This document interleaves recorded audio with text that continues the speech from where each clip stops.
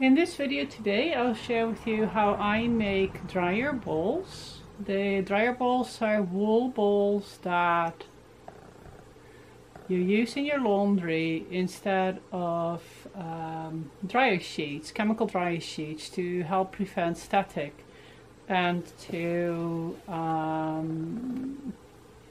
maximize drying speed.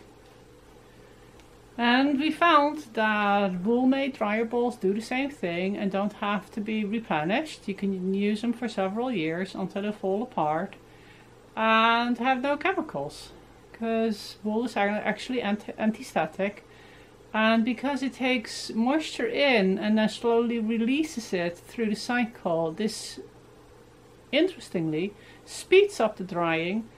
And because it tumbles around, you need multiple balls. They work as a team. You don't just put one ball in, you put like 3, 4, or 5 in, depending on how big your dryer is. And rumbling around really opens up the laundry so dry air can get through and more efficiently dry. So it's faster. I've got this string as a sample. These are a little too big. I like to get 5 balls in a string. As you can see, I ran out of room here. This is the ideal size. It's about a grapefruit. My fingers go around, and because of the shrinking, it'll end up the size of about an orange. These guys are getting a little too big. They'll fall out anyway, they'll work anyway, but I like to stay around the grapefruit size. It works well and it doesn't take as many materials, and I can put 5 in a string. These are knee-highs.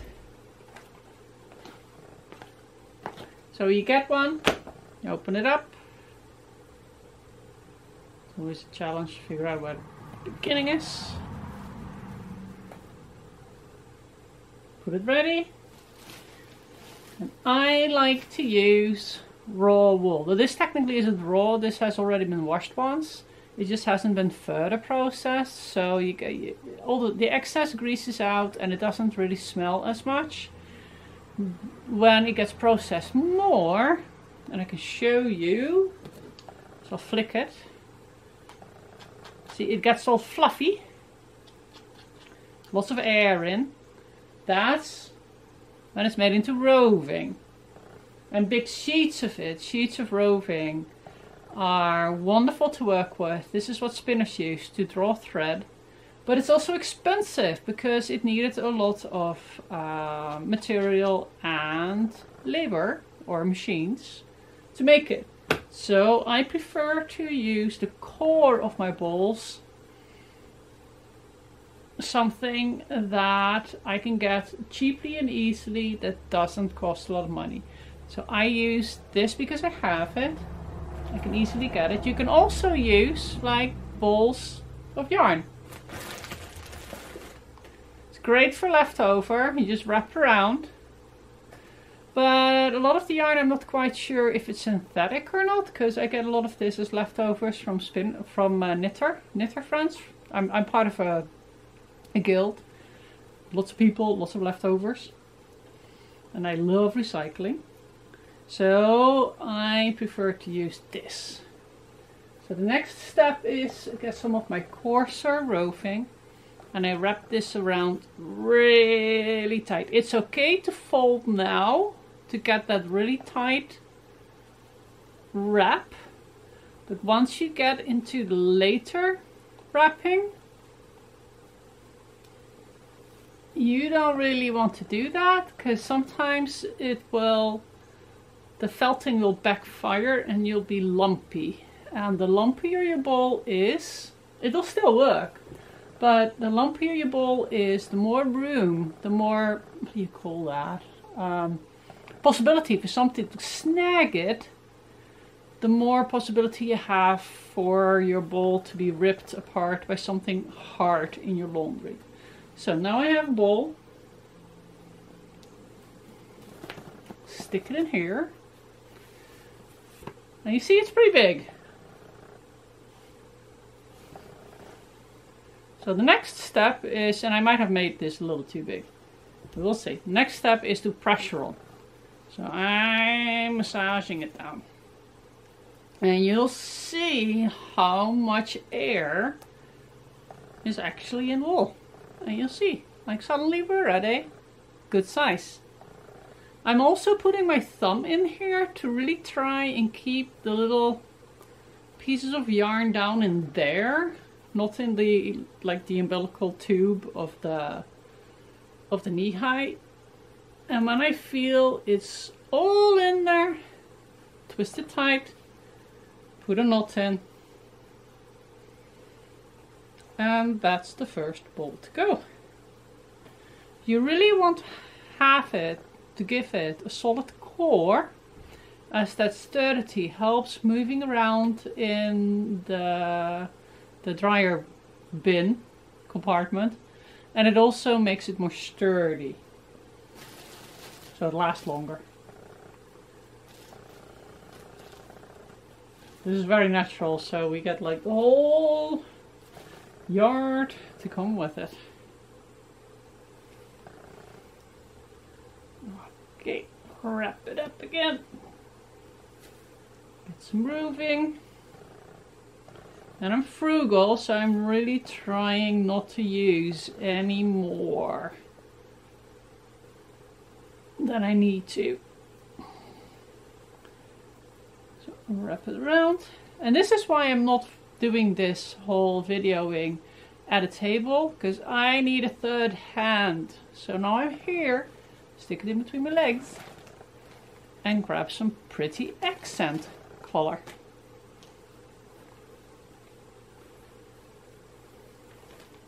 You can cut it, I like to pull it apart, but you have to open it up first, because just pulling like that, it's not going to work. Stuff is stronger than you think.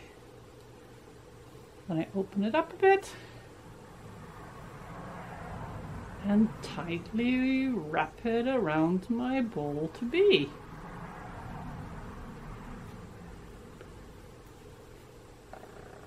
Now that feels really good. Stick it in here, all the way at the bottom. Whoops, okay. And again, massage it down as deep as it goes. And if you do that and you look and you're like, I don't really like this, don't knot it off, because once you knot it, you're committed. Just take it out and add a little or take a little away.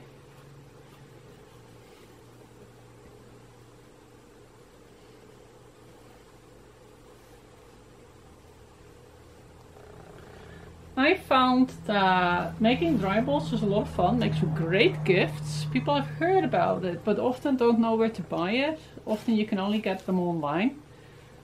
So I've been making quite a number of them. Selling some, giving some away. And I found it's a great way to use odd bits and pieces of wool that I wasn't able to say no when people offered them to me.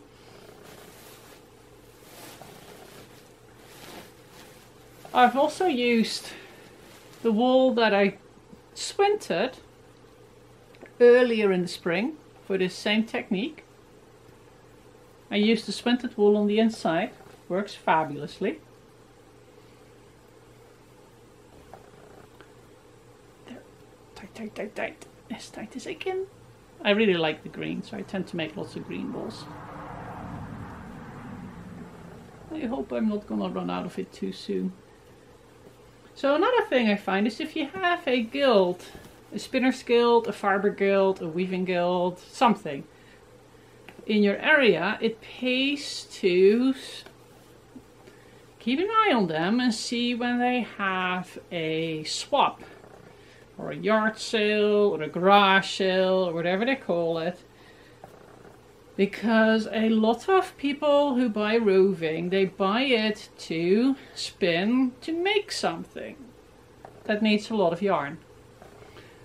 And then they'll spin what they need. And they might have little bits left over, which they won't use, but they won't throw it away. See? This was a little bigger, but it'll work.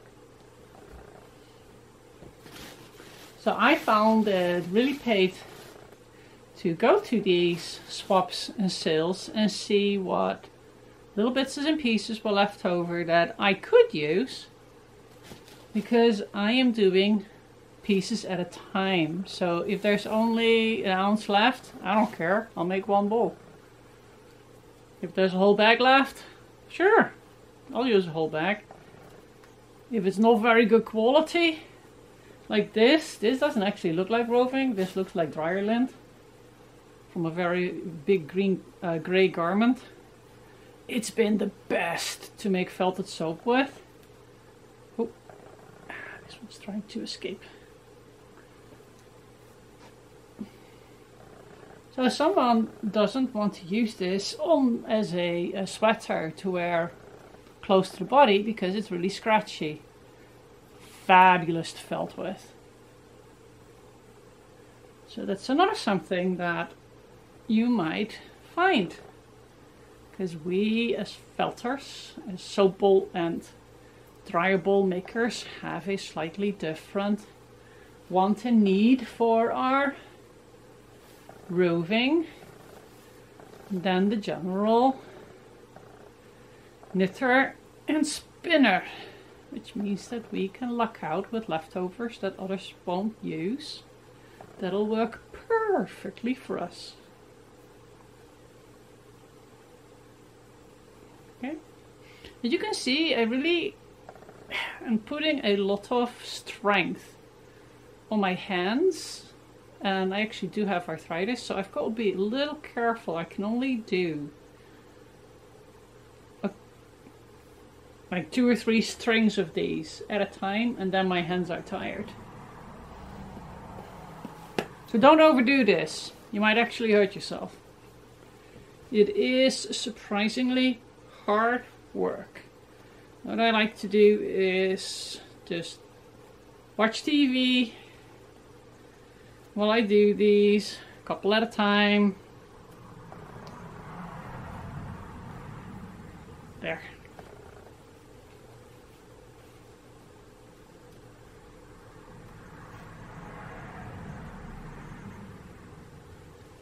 I like how this white stuff looks. It's so pretty. You don't want to have carpal tunnel from making dryer balls. So, last one for this string.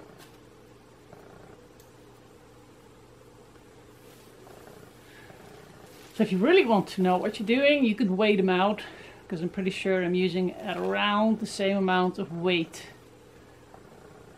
per ball.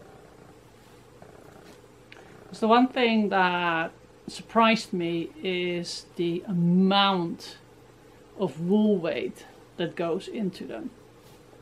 So you really don't want to start with fresh rovings, because that gets prohibitively expensive very quickly.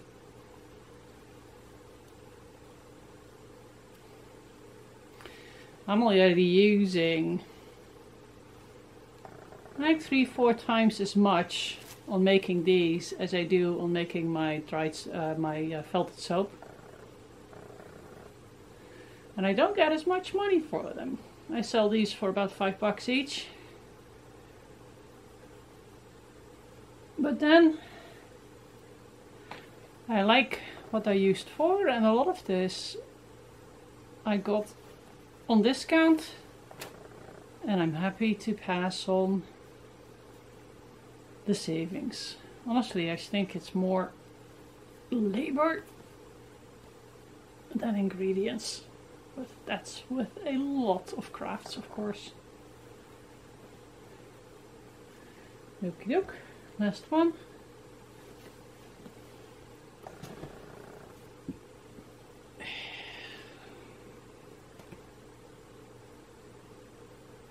I like to leave a little bit more room, but this will work.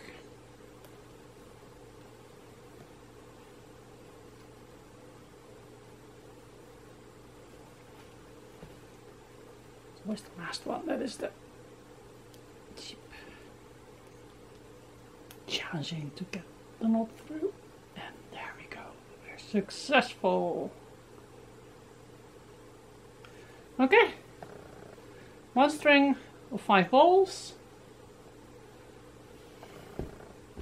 And the next step for them would be to go into the laundry.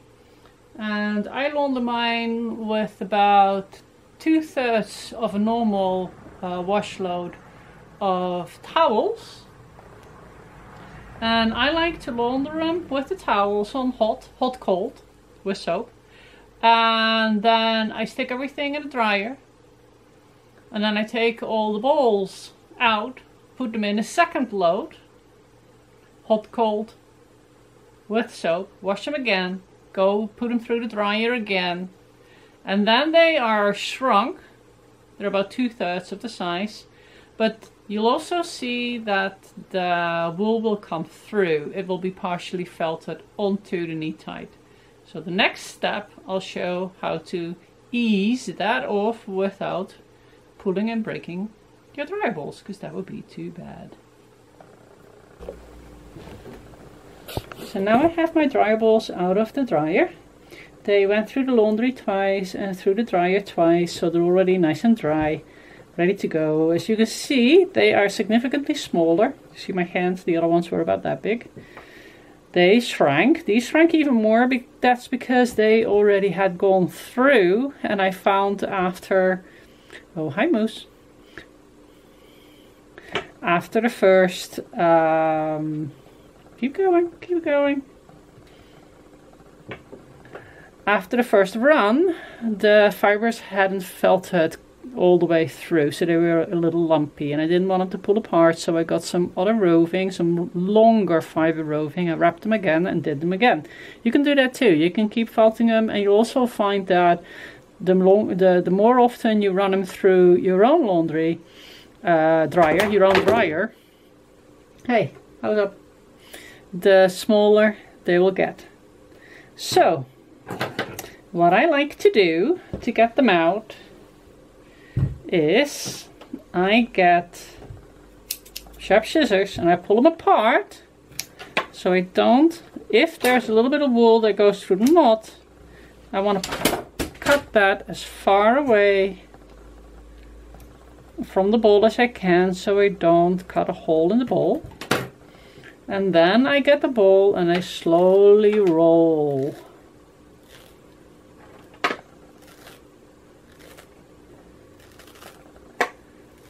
The netting right off there. See, one dryer ball. You gotta be careful. The trick with this is to pull down, not up. See how it's trying to pull it apart now?